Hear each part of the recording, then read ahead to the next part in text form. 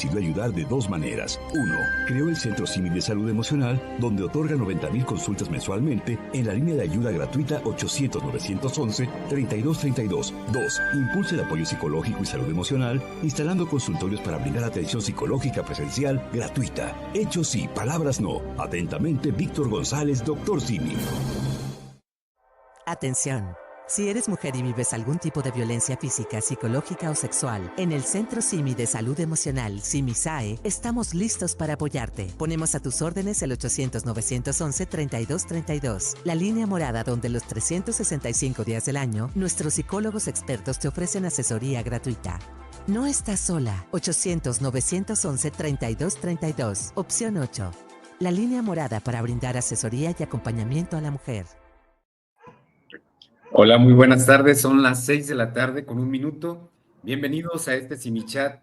Como cada martes y cada jueves, en punto de las 6 de la tarde, tenemos este excelente programa con diversos temas y grandes invitados, expertos en diferentes materias. Y en esta ocasión les queremos presentar un tema, una narrativa importantísima que tiene que ver con el duelo, sobre todo enfocado en el sufrimiento existencial que se genera después de una pérdida. Mayormente hablando del duelo en general, pues el duelo va a ser un proceso que se vive después de cualquier tipo de pérdida. En este caso, lo abordaremos o llevaremos la narrativa en torno a estas pérdidas relacionadas con un ser querido y este vacío existencial que genera el sufrimiento muerte de la persona que pues se haya muerto.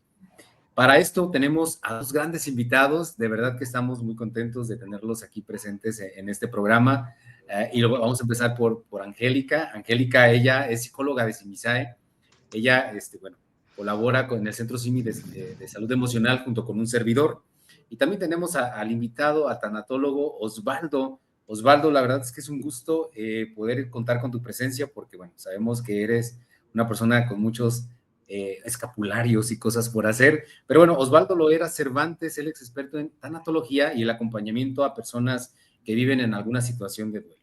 De verdad, a los dos agradecidos estamos como Centro Simi de Salud Emocional por participar en este Simichat y por supuesto por todos los aportes que nos irán dando. A todas las personas que se estarán conectando y que nos estarán dejando sus comentarios y preguntas, gracias por su preferencia. Recuerden que el Centro Simi de Salud Emocional ofrece apoyo psicológico gratuito las 24 horas del día durante todo el año al 800-911-3232 por llamada telefónica, pero también por WhatsApp al 800-911-3232 y nuestra línea morada al mismo número, opción 8.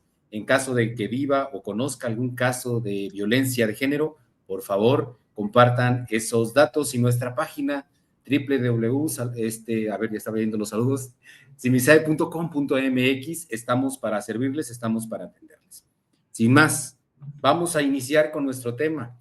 Ya los había presentado, pero por favor, salúdennos antes de iniciar. Angie. Hola, ¿cómo están? Gracias por permitirnos estar esta tarde compartiendo con ustedes. La verdad es que me siento muy contenta de estar el día de hoy, justo les decía antes, el Día del Hombre. Entonces, qué padre compartir con ustedes hoy.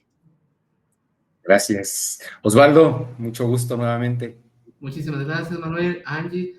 Un gusto estar con ustedes y también agradecerles el espacio y la invitación. Me honra un montón. Muchas gracias. Muchas gracias. Bien, entrando en tema, como ya había mencionado brevemente, el duelo es todo proceso de pérdida, toda situación que representa una pérdida profunda, que genera un impacto emocional profundo, va a denominarse como duelo sin dar una acepción académica, pero por ahí pudiéramos entenderlo en este primer acercamiento. Mayormente, y va a depender mucho de los marcos teóricos, de los expositores o de aquellos expertos que han dedicado su vida a hacer sendos estudios sobre el duelo, nos daremos cuenta que incluso hay propuestas de etapas, etcétera, etcétera. Bueno, eso pues va a quedar dentro de la narrativa. Sin embargo, para efectos de este programa, nos hemos detenido un poco en lo que es el sufrimiento.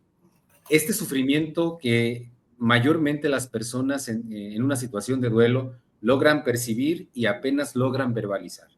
Porque a lo mejor para ellos es clarísimo que están sufriendo y es una situación agobiante, pero verbalizarla es el problema. Entonces, primero que nada, Angie, ayúdanos con una acepción cercana a lo que es el proceso del duelo, por un lado, Y por otro, sí me gustaría mucho que ya nos empezaras a enmarcar, Osvaldo, con relación al sufrimiento. Y bueno, lo que ustedes quieran abordar, en verdad, siéntanse totalmente libres de enriquecernos en esta narrativa con relación a este tema. Híjole, hablar de duelo me parece que es un tema muy amplio, ¿no? Como justo lo mencionabas, y me parece que hablar del duelo es hablar de la experiencia que surge a partir de una pérdida. Y entiéndase que si bien en unos inicios quizá, al oír el término duelo era abordar tema de se murió alguien, entonces está en duelo. Sin embargo, creo que justo el estudio de la tanatología nos muestra que el duelo va más allá, ¿no? De perder a alguien por muerte. Nos habla de la experiencia que va a surgir al momento de perder algo, a alguien que era significativo en nuestra vida, que era valioso en nuestras vidas. Entonces, creo que hablar de duelo implicaría cualquier tipo de pérdida que para el doliente represente, ¿no? O sea, creo que ahí empezaríamos por ese punto, y me parece que esta experiencia es en todos los ámbitos del ser humano, ¿no? En la experiencia emocional, en la experiencia cognitiva, ¿no? Que también pudiera estarse manifestando, qué pasa con la vida de los otros, ¿no? Entonces, creo que es algo que trasciende al ser humano en términos de todas sus esferas, ¿no? O sea, va a impactar en cada una de sus esferas. Entonces, me parece que justo el duelo, si lo podemos definir de alguna manera, va a ser esa experiencia que surge en todas las esferas del ser humano a partir de perder a alguien o algo que era significativo para esa persona. Muchísimas gracias, Angie. Osvaldo, siempre he dicho que la muerte nos pone de frente más bien, no contra ante la fragilidad de nuestra propia existencia. El sufrimiento, cuando estaba dando una lectura a algunos artículos con relación a este tema, bueno, mayormente de índole filosófica, por ejemplo, hablábamos de que se pone de manera directa en contacto con su propia existencia. Ante la inexistencia del otro, trastoca o cuestiona mi propia existencia. Luego entonces es posible o probable que se experimente este vacío existencial, esta crisis existencial. No es un sufrimiento aislado, ¿sí? O como cualquier otro sufrimiento asociado a cualquier otra crisis, sino que trastoca directamente el sentido de la existencia individual. ¿Qué nos dices en esta tu primera intervención? Sí, es súper importante esto que vas compartiendo, Manuel, y también ya ibas señalando ahí, Angie. Tiene que ver con lo siguiente. Los seres humanos, nuestra identidad, la manera en que se forja nuestra identidad es a través de nuestras relaciones. Decirnos Osvaldo, Manuel, Angie es un logro colectivo. Tiene que ver con las personas que forman parte de nuestro yo, por decirlo así, de quienes somos y quienes nos vamos sintiendo a lo largo de nuestra vida. En ese Sí. sentido, cuando perdemos a un ser querido, dado que nuestra identidad se forja también con estas relaciones, perdemos también junto con ello partes de nuestra identidad. Es lo que señaló la filósofa Judith Butler cuando decía que el duelo es una experiencia desidentitaria, porque cuando perdemos algo que amamos o alguien que amamos, también perdemos partes de nosotros y de nosotras junto con ello. En ese sentido, hacer un duelo entre lo mucho que pudiéramos decir al respecto conllevará también un acto de transformación de parte nuestra, ¿no? El convertirnos en otras personas, esta transformación se va dando a lo largo del proceso de duelo. Esa misma filósofa utilizará la pregunta de ¿quién soy sin ti? ¿No? Que es una pregunta súper potente, que es quizá una de las preguntas que muchas personas en duelo se hacen. ¿Ahora quién soy? ¿No? A partir de esto perdido, y que justo tiene que ver con ese sufrimiento emocional, ese sufrimiento existencial, que tiene que ver con perder partes de nosotros y de nosotras a partir de una pérdida. Muchísimas gracias. Me quedo pensando, yo siempre pasa eso, ¿eh? Escucho hablar y digo, me surgen demasiadas preguntas a la vez. Y ahorita que hablabas con esto decía, hace tiempo leía un poco de la filosofía personalista, Comunier, Emmanuel Levinas, y bueno, también uno de los grandes filósofos del personalismo, como fue Karol Wojtyła, que fue conocido con otro título en otro ámbito, y que hablaban, bueno, no lo voy a parafrasear muy libremente, ¿no? El otro es la única evidencia de mi existencia. Y ciertamente, sin el otro, ¿quién eres tú? Y me venía a colación ahorita porque tú hablabas de una identidad, se va forjando con relación a la experiencia inmediata con mi entorno, y mi entorno inmediato es en relación a las personas con las que voy creciendo. De otro modo, ¿quién soy yo en esto? Y hablando de ello, ¿cómo cambia, Angie, la narrativa de lo que soy cuando me pongo o estoy ante una pérdida tan profunda? Por ejemplo, hablamos de puede ser tu padre, tu madre, tu hermano, tu hijo, alguien que amas muchísimo. Cuando nosotros somos esposos de, esposas de, hijos de, madres de, etcétera, hay una narrativa que nos da identidad, como bien lo decía Osvaldo. ¿Cómo empezar a elaborar esta nueva narrativa a partir de esta pérdida? Porque entonces ya no soy, entonces ¿quién soy? Y ahí empezamos a meternos de una manera genial en este asunto de la crisis existencial. ¿Cómo se elabora esta narrativa? ¿O qué es esta narrativa que se ve modificada, trastocada tan profundamente ante una pérdida tan dolorosa? O cómo transitamos, ¿no? Justo bajo esta pérdida de, como decía Osvaldo, como dices tú, de definir qué queda, quiénes somos, ¿no? A partir de esta identidad que nos generan los otros.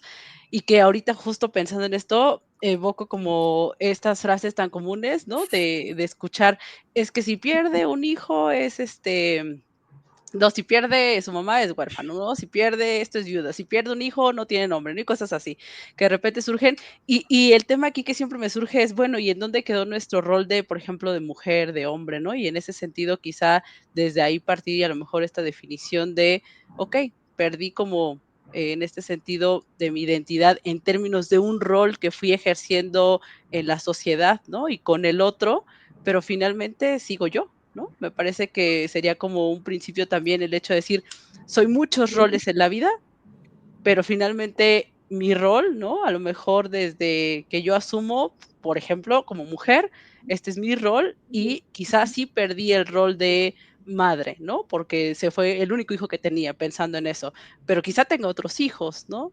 O a lo mejor se fue la pareja. Me parece que creo que desde ahí pudiéramos como plantearnos este tema de mi identidad y de los diferentes roles que pudiera estar teniendo y que en función de eso sigo, ¿no? Y sí, entiendo que sigo con toda esta experiencia emocional por la cual me toca transitar a partir de la ausencia de quien ya no está, ¿no? Entonces, me parece que por ahí pudiéramos partir, y me parece que socialmente ahí hay un conflicto importante, porque nos definimos casi siempre en función de estos roles en donde tiene que ver la interacción con los otros y en dónde estoy, ¿no? Y el tema de la soledad, por ejemplo, pues poca gente puede estar consigo mismo. Bueno, es que creo que cuando tenemos una pérdida tan profunda, hablando de la pareja, porque hay un rol muy definido, por ejemplo, es que poco nos cuestionamos realmente este asunto de la identidad. Entonces se destruye algo que en ese momento se hace consciente. Yo creo que en general nadie en la vida ahorita, bueno, ahorita porque estamos hablando de ello, pero ordinariamente no andamos pensando por la calle, en el metro, pues quién soy, con relación a, ¿verdad? Pero ciertamente cómo transitamos, me gustó mucho ese término, Angie, gracias. ¿Cómo transitamos en este proceso de destruir algo, o que se destruye algo, y cómo transitar el proceso de deconstrucción? Porque al final de cuentas se está destruyendo, por así decirlo, parte de la identidad con la que yo me he asumido como persona y estos roles que tú mencionas o distingues, pero al final de cuentas eso ya dejó de ser, ya no es, ya no existe. Y esta parte de la negación, que no nos vamos a meter en este asunto de las etapas, pero a ver, ¿cómo puede ser que una realidad tan dolorosa, por ejemplo, como la muerte, niegue mi propia existencia? ¿Y en qué grado y en qué sentido? No sé si Osvaldo nos quisiera ayudar ahí, luego nos alimentamos. ¿Cómo es que una pérdida tan profunda se convierte en un elemento que niega también, en parte, no solamente un rol, sino nuestra existencia misma? Sí, sí, sí. Es un tema súper delicado y creo que tiene que ver un poco con nuestra condición, déjenme utilizar esta palabra medio rara, multihistoriada. Es decir, las personas, en nosotras y nosotros, hay muchas historias identitarias, ¿no? En este caso, a mí me llegan a reconocer como tanatólogo, pero también como pareja, pero también como hijo, como hermano, etcétera, etcétera. La cosa acá es que en ocasiones nuestra cultura y nuestra sociedad nos invita a identificarnos por una sola historia, ¿no? Como voy a inventar, Manuel, el terapeuta, Angie, la terapeuta, o la madre, el padre, etc. Y entonces cuando estas identidades se ven confrontadas, se ven cuestionadas o terminan de ser, nos genera una crisis tremenda porque nos lleva a preguntarnos, ¿cómo es posible que durante tantos años, esto lo vemos por ejemplo en términos de jubilación, por ejemplo, durante tantos años he sido y he cultivado tanto esa identidad y ahora, ¿qué otras cosas puedo ser? ¿Qué otras formas de vida pueden habitar en mí? ¿No?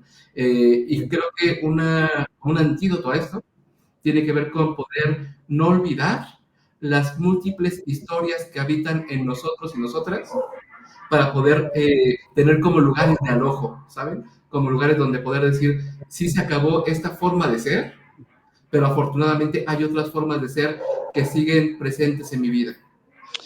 ¿Puedo intervenir un poquito ahí? Claro, Justo claro, ahorita que esto adelante. decías, Osvaldo, me recuerda, veía la otra vez un comentario de una mamá que perdió a su hijo y justo ella decía, sí, perdí a mi hijo y quizá ha sido muy difícil, pero dentro de mi identidad sigo siendo madre, ¿no? O sea, ese rol, aún después de que no está, lo sigo siendo y lo voy a hacer hasta el día que me muera, ¿no? Y creo que en ese sentido también eso nos da como ese derecho a decir, sí, lo soy, ¿no? Y aunque ya no está el otro, lo seguiré siendo.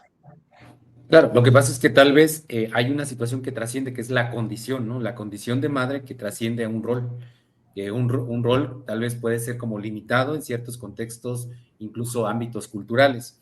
Y una condición es una condición de vida y esto obviamente trasciende, como bien lo Perpetua, ¿no? comentas, se perpetúa.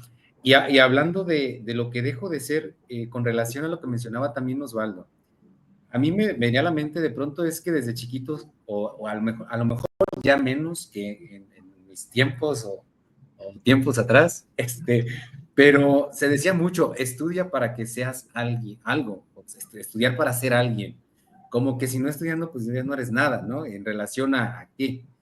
¿Pero por qué? Porque de pronto, incluso hoy mismo en nuestro presente, pareciera que hay un condicionamiento social en el que si no tienes, bueno, además por oportunidades laborales, si no tienes tantos posgrados, eh, nada más tienes una maestría, ¿no? ¿Qué me andas diciendo? ¿Qué me andas contando?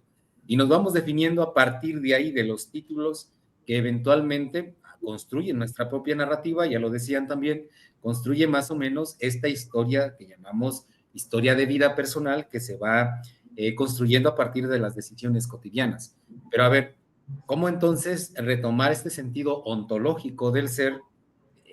A ver, Osvaldo, es que de pronto, y Angie, yo de pronto los escucho y digo, esto es demasiada filosofía, está interesantísimo. Ahora me venía todo el estudio del ser, etcétera, la cabezota, pero ¿cómo hacer en la vida práctica, cómo transitar sin dejar de ser lo que he venido construyendo a pesar del sufrimiento y vacío existencial que deja cualquier pérdida? Y tomo, de pronto aquí hay dos comentarios, tanto de Amelia Rodríguez y de Beatriz, que hablan un poco de la relación, de la pérdida de relación de pareja, y uno pensaría, oye, pues es un rol el que se perdió, pero ¿cuántos casos no hemos escuchado en los diferentes ámbitos en donde hay un cuestionamiento de la existencia propia de aquella persona que perdió su relación? Dices que ya mi vida no tiene sentido, ya no sé quién soy, ya no sé para dónde ir, no hay escenarios concretos porque me hace falta esta persona. ¿Cómo hacer eso? ¿Cómo retroalimentar y retomar esta experiencia? Quien guste. Osvaldo.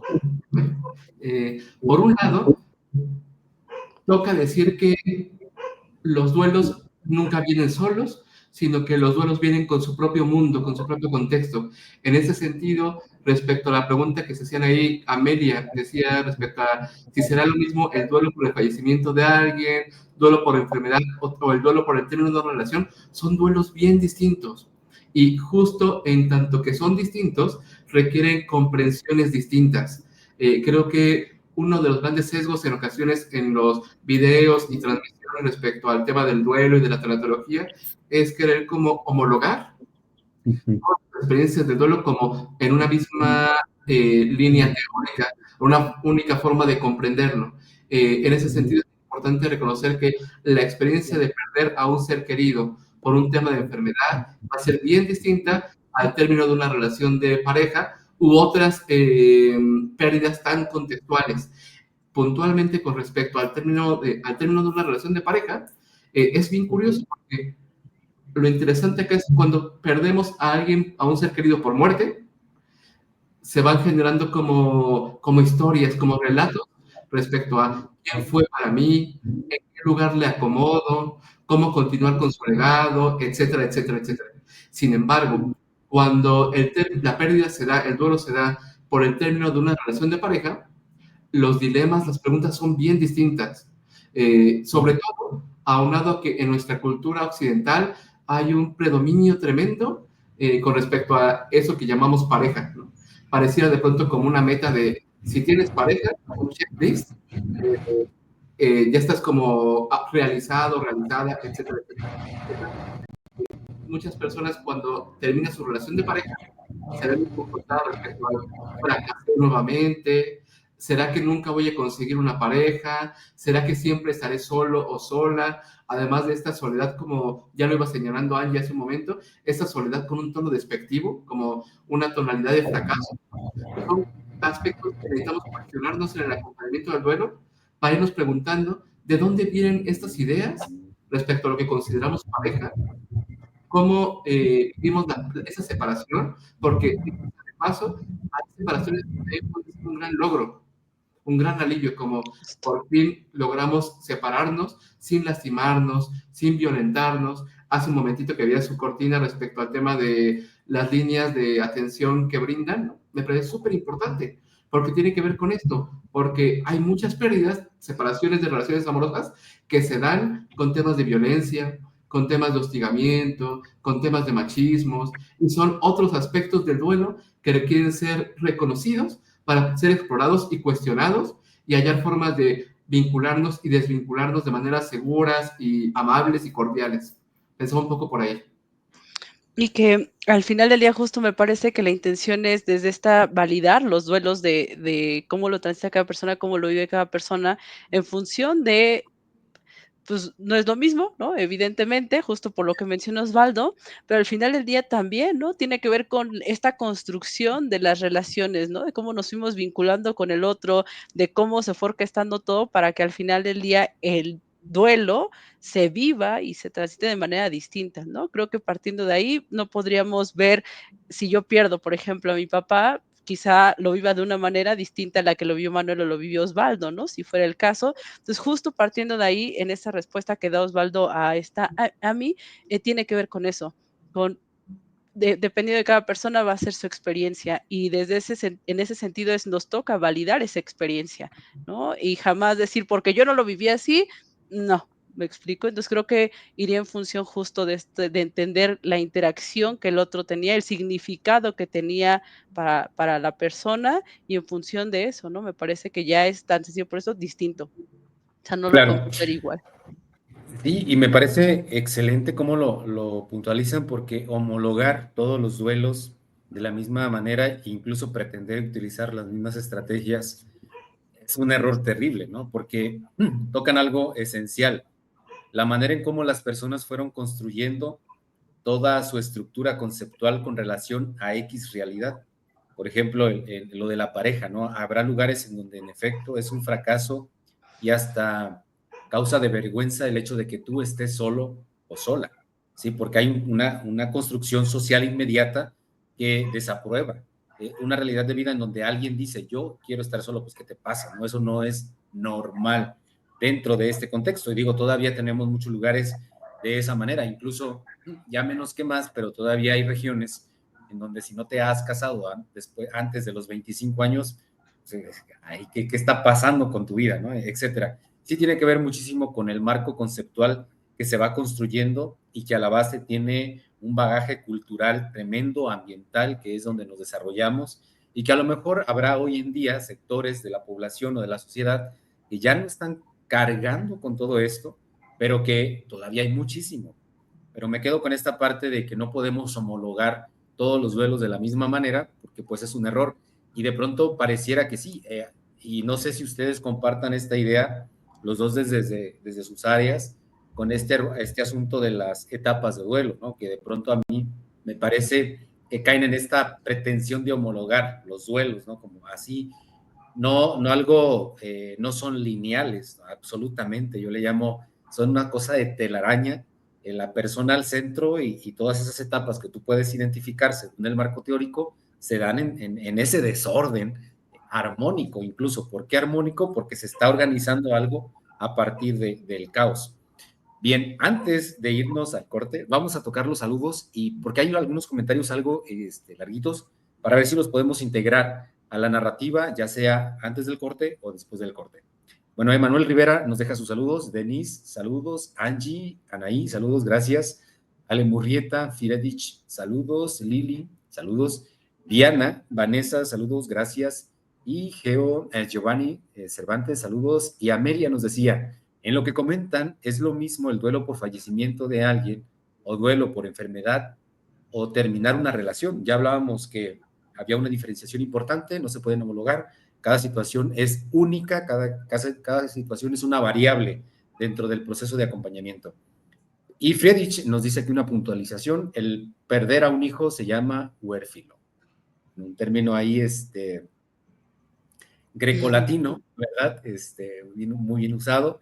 Miva, gracias. Beatriz, ¿cómo sobrellevar el duelo por terminar una relación? Creo que este tema, este aspecto, los dejo libre en el momento que lo quieran tocar, ya sea ahorita o después. Bien. Y Brian Trejo, creo que respondía a la pregunta de que si era lo mismo los duelos, dice que no y que recomienda por ahí un video. Y Peter Wayne, buenas tardes, saludos a todo el panel de expertos. Hace 1 año y medio perdí a mi esposa después de 24 años de matrimonio. Efectivamente, quedé vacío sin ella. Falleció muy joven, a los 41 años, y pues teníamos muchos planes y sueños. Falleció de manera inesperada, de un infarto sin estar enferma. Ojalá pudiera apoyarme comentando cómo puede uno volver a empezar. Un abrazo, gran tema. Bueno, ahorita ahí hay tarea para ustedes. Ricardo Figueroa Rojas, saludos al panel de expertos y a tu psicóloga, gran tema, claro que sí. Y Eduardo Olmos, excelente tema, saludos. No sé, en estos 3 minutos que nos restan antes del corte, si Angie o Osvaldo quisiera comentar algo de lo que acabamos de escuchar en los comentarios. Yo lo dejaría para el siguiente, para no cortar, ¿no? Para no ser como tal vez, porque me parece que sobre todo quien nos comparte su experiencia, me parece que es valioso no darle como tan poquito, ¿no? Antes de que nos vayamos al corte. Perfecto. Bien, pues muchas gracias. En efecto, hablar del duelo es un tema amplísimo que va a tener sus distinciones, incluso ahorita nada más como comentario, no es algo que se va a tocar. Cuando hablamos, por ejemplo, de muertes inesperadas, ahorita que nos tocaba el tema Peter, muertes inesperadas, pero también hay otros duelos que podemos sumar, hay muchísimos, por ejemplo, cuando acompañamos a personas que tienen familiares desaparecidos. El duelo se elabora de una manera muy diferente y cada uno tiene eso. No es que uno sea más o menos importante, complicado, doloroso que el otro, todos dentro de ese contexto y experiencia individual marcan una variable dentro de este marco teórico y en el acompañamiento desde la experiencia clínica. Ahora bien, de pronto hablar del duelo, vamos a encontrar, y esto es para los que nos escuchan, que no son psicólogos, pues vamos a encontrar diferentes propuestas, diferentes marcos teóricos o enfoques psicológicos, como también se les conoce, y cada uno va a aportar algo. No es que uno sea mejor que el otro. La verdad es que muchos tienen un bagaje netamente técnico o desde la parte tecnológica, por ejemplo, la cognitivo-conductual, etcétera, pero muchos otros tienen un bagaje muy filosófico. Y creo que aquí sí tendría mucho que ver la personalidad de cada sujeto en donde se sienta cómodo, en donde se sienta realmente acompañado, que al final de cuentas, pues ese es el primer objetivo. Vámonos a ir a un corte, no olvide que estamos las 24 horas del día durante todo el año al 809-11-3232, ya sea por llamada telefónica o por mensaje de WhatsApp. Volvemos en un minuto del corte, no se vayan. Teniendo en cuenta que muchos mexicanos sufren de problemas psicológicos y emocionales, mismos que se incrementaron por la pandemia de la COVID-19, el Dr. Simi decidió ayudar de dos maneras. Uno, creó el Centro Simi de Salud Emocional, donde otorga 90,000 consultas mensualmente en la línea de ayuda gratuita 800-911-3232. Dos, impulsa el apoyo psicológico y salud emocional, instalando consultorios para brindar atención psicológica presencial gratuita. Hechos sí, palabras no. Atentamente, Víctor González, Dr. Simi. Atención. Si eres mujer y vives algún tipo de violencia física, psicológica o sexual, en el Centro Simi de Salud Emocional, SIMI-SAE, estamos listos para apoyarte. Ponemos a tus órdenes el 800-911-3232, la línea morada donde los 365 días del año, nuestros psicólogos expertos te ofrecen asesoría gratuita. No estás sola. 800-911-3232, opción 8. La línea morada para brindar asesoría y acompañamiento a la mujer. Gracias por permanecer con nosotros, muchísimas gracias. Hemos estado hablando que la muerte, que la pérdida de alguien, particularmente a quien se ha amado mucho, trastoca no solamente un rol, sino la existencia misma. También nos hacían ver nuestros invitados, Angie y Osvaldo, que no podemos homologar los duelos, no podemos homologar las experiencias y por tanto tampoco podemos hacer como casuística de esto, no es un recetario, ¿verdad? Para el duelo está palomita, palomita, palomita, palomita. No existe eso. Claro, con todo respeto, a lo mejor habrá quienes defiendan el manual a capa y espalda, ¿no? Dice, aquí dice que tú estás en esta etapa del duelo y en tanto habrá que seguirlo. Pero bueno, estamos hablando de esas puntualizaciones. Muchísimas gracias. Antes del corte nos quedamos con este comentario que nos hacía, el comentario y solicitud que nos hacía Peter, y que ojalá les agradecemos muchísimo que nos puedan ayudar y ayudarle a través del espacio y además que bueno, está dentro de nuestra narrativa de una manera, bueno, que queda. Sí, por mi parte, señalar que en nuestra cultura hay una especie como de metáforas muy presentes relacionadas con las pérdidas y con la muerte, que son metáforas como lo son el tema de soltar, decir adiós, despedirte, olvidar, etcétera, etcétera, y que creo que a reserva de que haya personas de que en efecto les viene bien y les ayuda, también hay un montón de personas a las cuales les genera un montón de angustia, de sufrimiento, el tener que sentirse presionados de decir, ya se acabó esto y no vuelvo más a sentir, poder reconocer, rememorar, etcétera, etcétera, con respecto, en este caso, por ejemplo, de Peter con su esposa. A diferencia de ello, algo que a mí me parece sumamente útil tiene que ver con una práctica a la cual se le conoce con el nombre de la remembranza, que tiene que ver con poder reconocer lo perdido como algo que sigue siendo valioso para nosotras y para nosotros. La remembranza viene justamente de este podernos anudar, ¿no? Y en ese sentido, más que decirle adiós a tu esposa, más que olvidarte de ella, justo poder contar con espacios donde poder remembrar los recuerdos, la memoria, los anhelos, los afectos de una esposa que hemos perdido, para que permitamos que lo vivido, los 24 años vividos con ella, o mejor dicho, los 24 años de matrimonio, ¿no? A reserva de si fueron más vividos con ella, puedan seguir influyendo en nuestra vida y podamos permitir que nos sigan acompañando en nuestra vida, más que en un sentido espiritual o metafísico, como poder hacer de la memoria una forma de acompañamiento y de enriquecimiento para nuestras vidas. Creo que puede ser muy importante para no caer en esta trampa de se acabó y olvídate de ella. Creo que eso puede justamente dejar a las personas en un lugar muy vacío y muy desolado. Sí, claro, que dicen, ya déjala descansar, ¿no? Como que, bueno, ahí habría que discutir otros aspectos, pero bueno. Angie, por favor. Claro, pero que socialmente justo tiene que ver con esto, ¿no? Estamos tan inmersos en esto que justo voy a retomar un poco de las etapas del duelo, como para hacer un poco de síntesis. Nosotros no las contemplamos, justo también por eso, porque me parece que es limitar esa respuesta, ¿no? Que podamos tener a partir de perder a alguien que representó mucho en nuestra vida, ¿no? Pensemos en lo que nos comparte los años de convivencia, esto que se pierde, no solamente el hecho de ya no poder ver al otro, sino también todos estos proyectos de vida que tenían juntos y que en función de eso es, ¿y ahora qué hago si ya no está con quien tenía pensado hacerlo, ¿no? Y hablarlo como en este tema de limitar, pensando en una etapa de, termina esta, empieza la otra. ¿Qué pasa si, por ejemplo, hoy me siento en negación y después paso a la siguiente, pero después otra vez me vuelvo a sentir en negación? Entonces, estoy mal, como en ese proceso.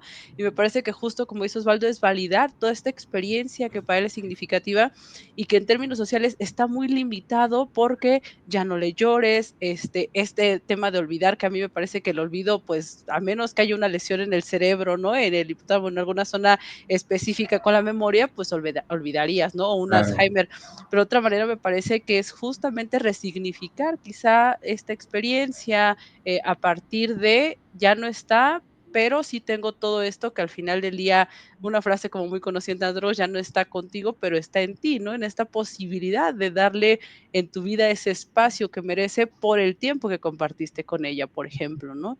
Sin limitar nada de lo que pueda surgir en todas sus áreas, porque pues al final del día su duelo es propio y solamente él podría compartirnos cómo lo ha venido experimentando, ¿no? O transitando, y a lo mejor a partir de ahí saber qué puede funcionarle, ¿no? Para quizá hacer más llevadera esta experiencia, ¿no? Porque yo siempre les digo a los pacientes, me encantaría tener una pastilla o una receta que diga: "Mira, tómate esto y uf, ya, al día siguiente estás bien".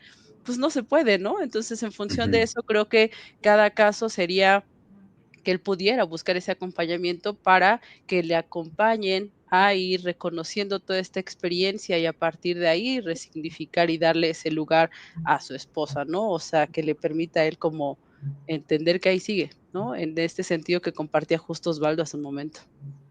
Claro, muchísimas gracias. Y bueno, los dos coincidían en un aspecto importantísimo, que de pronto no es que se muera la persona nada más en sí, mi pareja o quien sea, sino que se pierde, se muere con ello, se va la historia que se había ido construyendo. Y hablando de pareja, por ejemplo, pues, ¿dónde queda toda la expectativa, todo lo que se le estaba apostando a ello?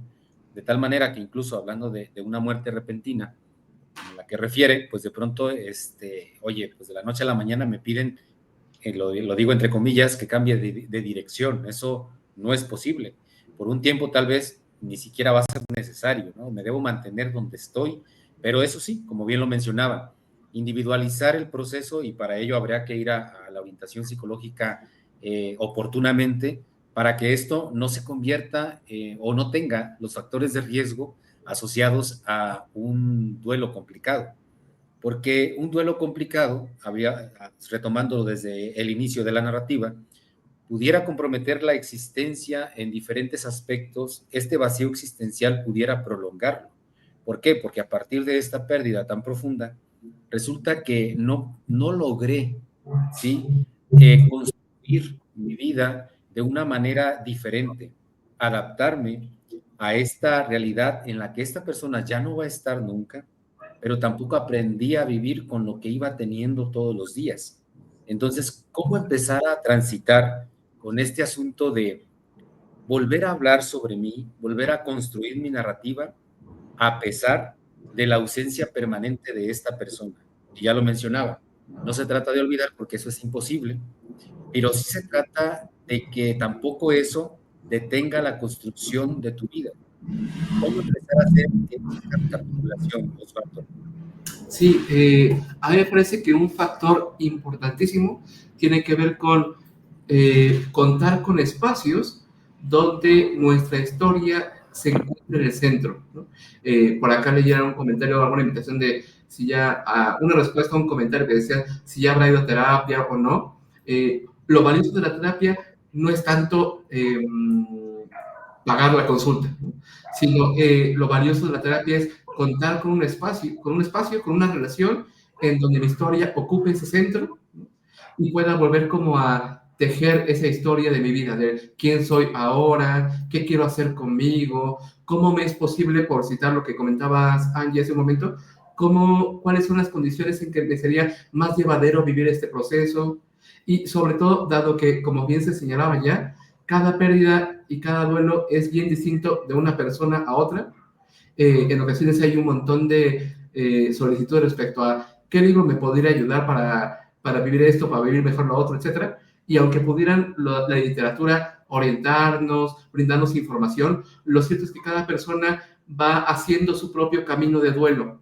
Y para hacer nuestro propio camino de duelo requiere, de un espacio en donde poder como detenerse y preguntarse, ¿qué quiero ahora para mí?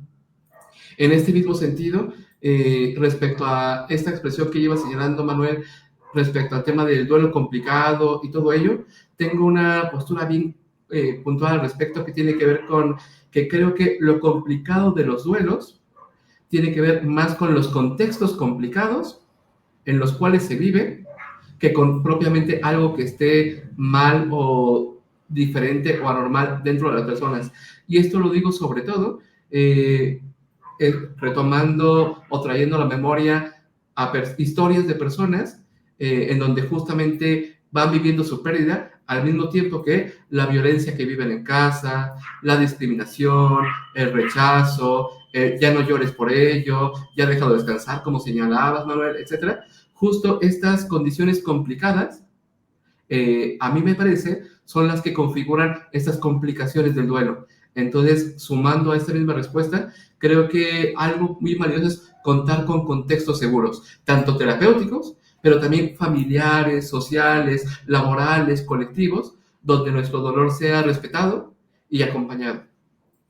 Y que déjame retomo aquí un poco, porque Soleil dice: "Qué difícil acompañar un duelo cuando uno mismo vive el propio", y que quizá tiene que ver esto que comenta Osvaldo, ¿no? Y sí, quizás nos toca como acompañar, y que justo esta palabra me parece bien valiosa, como el acompañar, el saber que estoy para el otro, ¿no? Que quizá no voy a decir nada, pero que el otro sabe que lo estoy escuchando, ¿no? Que el otro sabe que aunque yo quizá pueda estar viviendo una experiencia difícil, el poder compartir esta experiencia que está surgiendo a partir de lo que vivo, de lo que tú vives, quizás sin decir nada, hasta con el simple hecho de estar, del abrazo, de la escucha empática, me parece que esa ya es una forma valiosa, como bien estableció Osvaldo, de sentir que mi experiencia tiene valor, ¿no? Y no solo el que yo le esté asignando, sino el que las personas de las que me rodeo le están asignando también ese valor, ¿no? Por lo importante que soy para ellos, pero por lo importante que les resulta, ¿no? Desde la empatía conmigo, por ejemplo, ¿no? Claro, y esto que mencionan los dos sobre el acompañamiento, saber que estoy para el otro, bueno, saber, sí, que estoy para el otro, pero que también el otro sepa que tenga claro que estás para él, porque a lo mejor yo desde el silencio digo, pues yo estoy para quien me busque, ¿no?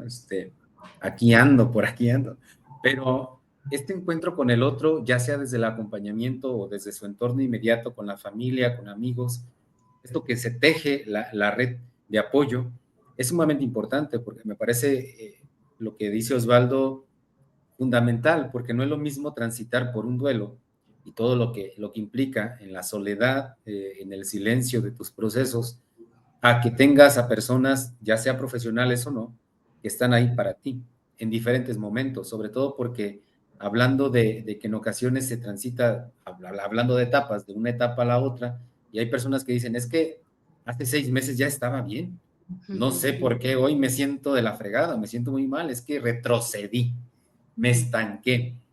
¿Qué decirle a estas personas cuando decimos, es que retrocedí después de 6 meses, después de un año, siento que retrocedí en la etapa y otra vez estoy al inicio? ¿Qué decirles? Sí, creo que ese es un problema que hemos generado quienes estudiamos tanatología y demás, por justamente esta difusión de las historias del duelo como lineales, ¿no? Y de hecho, las mismas fundadoras de estas conceptos o epistemologías de etapas del duelo, hasta ellas mismas decían, no tendría que leerse esto de manera lineal, no es que una cosa pase y después la otra, pero en ocasiones pasa, como me imagino que muchas carreras y oficios, que a la hora de la transmisión, ¿no?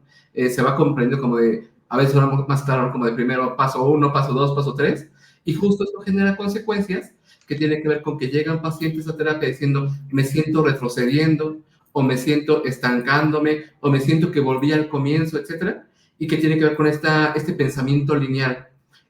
Mucho de lo que converso en terapia tiene que ver justo con eso, con no hay una ruta predefinida, ¿no? En cada persona hay rutas de su sentir, rutas de vidas distintas, ¿no? Y si hay un movimiento en donde ahora me estoy sintiendo triste, cuando hace un año, hace medio año, también me sentía triste, es un muy buen momento para preguntarnos si esta tristeza que estás sintiendo en este momento la siente como igual a la primera o es una tristeza distinta, ¿no? Y esta tristeza que estás sintiendo en este momento, ¿a qué está respondiendo? Los afectos, nuestros afectos, no surgen de la nada. Como ustedes bien saben, venimos pasando estas temporadas de Días de Muertos, viene Navidad y son fechas tradicionales cargadas de muchos afectos. Y entonces hay personas que llegan a terapia diciendo, es que ya iba sintiéndome mejor y dice, este fin de semana estuve súper triste. ¿Cómo no? Con toda esta carga en redes sociales, Instagram, Facebook, etcétera, en donde todos ahí recuerdan a sus seres queridos, ¿cómo no vamos a sentir? Entonces, es completamente esperable y más que castigarnos por lo que estamos sintiendo, preguntarnos, esto que estamos sintiendo, ¿a qué está respondiendo? ¿Y qué nos está diciendo de nosotras y de nosotros? Claro, muchísimas gracias. Angie, no sé si quieres sumar algo antes de Justo preguntar como otra en cosa. esta parte de momentos especiales, ¿no? Me parece que justo establece bien clarito esto Osvaldo de qué valioso poder compartir con los usuarios y con la familia, ¿no? Este ejercicio de es válido si en el aniversario luctuoso, si el día de su cumpleaños, si el día de la mamá, si estas fechas que justo comparte Osvaldo, es cuando esta respuesta emocional me hace pensar que recaí, ¿no? Que es un retroceso, que no lo procesé bien, porque nos hace pensar justo como en un proceso, y no es un proceso, ¿no? Me parece que es una experiencia que se transita, como decíamos, y en donde se van buscando refugios, en donde uno encuentre consuelo, en donde uno encuentre un poco de paz, que me haga sentirme dentro de lo posible, que puedo continuar con mi vida, ¿no? Que puedo ir como dando ese sentido. Ahorita les comparto rápido, una vez en consulta llegó una señora y llevó a una niña, 10 años, si no me equivoco, y me decía: "Vengo a que prepare a mi hija para la muerte de su abuela". Y yo así de: ¿cómo le hago, no? Y justo tiene que ver con esto, ¿no? ¿En verdad podemos prepararnos o estamos preparados para la muerte, para ver morir a alguien que es valioso para nosotros? Yo le decía, pues es que eso no lo puedo hacer, ¿no? O sea, no tengo como las herramientas para hacerlo. Sin embargo, cuando ya fallezca la abuela, con gusto, ¿no? Ahí sabremos cuál es la respuesta de la niña, porque era una respuesta esperada a partir de sus necesidades, a partir de lo que ella creía que podía suceder, pero no una realidad, ¿no? Entonces creo que a partir de esto podemos justo entender, como bien dice Osvaldo, esta posibilidad de que sea como cada experiencia válida, ¿no? Muchísimas gracias. Híjole, ahorita abriste un tema interesantísimo porque ahorita me acordé de otras intervenciones con los niños, sobre todo, protocolos a seguir. Pero bueno, para cerrar el programa, porque ya estamos No, en tiempo súper rápido. Osvaldo y Angie, ¿el duelo se supera? ¿Por qué? Porque, bueno, leí aquí a una persona que nos dice, Ana Medina, no es superado. Y retomando de ahí, porque es con frecuencia lo que se dice, es que quiero superar el duelo, así literalmente, ¿no? Lo expresamos, ¿se supera? No, o que hay que superar realmente. Y si estoy en duelo, independientemente del tiempo que ya tenga transitando en esto, ¿por dónde empezar? Porque a lo mejor ahorita ando medio perdido, ¿sí? Entonces, ¿se supera o no el duelo? ¿Qué se supera del duelo? ¿Qué pasa ahí? ¿Y por dónde empezar? Libres. De manera súper breve,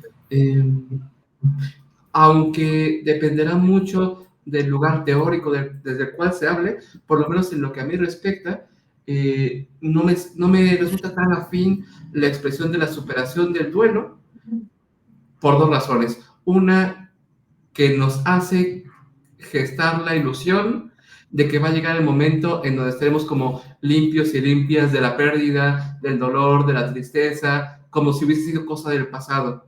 Y eso me parece un riesgo, porque por lo menos en los 13 años que llevo dedicados a la terapia, al acompañamiento de personas en duelo, en ninguna ocasión que recuerde, alguna paciente me ha dicho, ya lo superé, ya no siento nada, nunca lo he vivido. Lo que sí considero es que las personas aprendemos a vivir con lo perdido, aprendemos a vivir a partir de ello. y eso implica, se dice fácil, pero implica un esfuerzo tremendo, ¿no? Creo que más de lo que hablamos es de integrar esta experiencia a nuestra historia de vida respecto a qué implicaciones tiene esto para mí, qué cambios necesito hacer para mi vida, cómo continuar a partir de esto. De eso sí puedo dar testimonio respecto a lo que escucho y lo que acompaño en los procesos de terapia, y creo que puede ser más cordial para nuestras historias. Y la pregunta segunda era, ¿por dónde podemos empezar? Sí, ¿por dónde empezar? Creo que podemos transitar las experiencias de pérdida en la medida en que reconocemos lo que perdimos.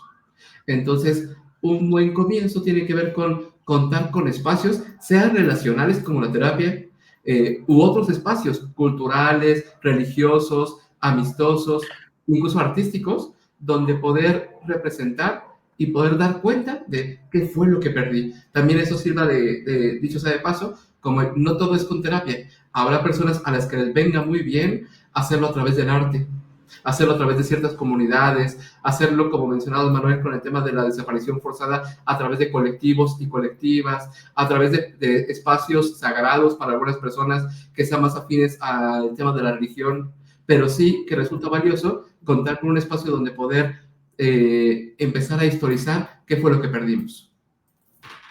Muchísimas gracias, Angie. Coincido y no quiero ser redundante, pero estoy completamente de acuerdo con Osvaldo. Nada más me parece voy a responder estas 2 preguntas para que no se vayan al aire. Perfecto. ¿Los tanatólogos tienen la facultad de recetar medicamentos? No, no medicamos, tampoco los psicólogos. No tenemos una formación en medicina, entonces no lo hacemos. Por si algún tanatólogo o psicólogo lo hizo, no estamos facultados. Y dice, ¿por dónde debemos empezar a tratarnos la salud mental? Psiquiatra, psicoanalista, psicólogo o al revés. El psicoanalista forma parte de psicología, es una corriente y bueno, me parece que ahí a lo mejor un acercamiento sería psicólogo, él quizá realiza una valoración en donde ya pueda determinar si es necesario el acompañamiento de otras disciplinas, pero bueno, básicamente sería eso, pero no lo quería dejar al aire y todos necesitamos ir a terapia. Yo creo que todos tenemos momentos terapéuticos, pero ya lo respondió Osvaldo. Yo creo que no a todos nos funciona lo mismo y es valioso el lugar o el espacio en donde nos podamos sentir cómodos, en donde podamos sentir esta validación de los otros, en donde podamos sentirnos acompañados, ¿no? Entonces creo que esto ya iría en función de las necesidades que cada uno de nosotros tenga, ¿no? Exactamente.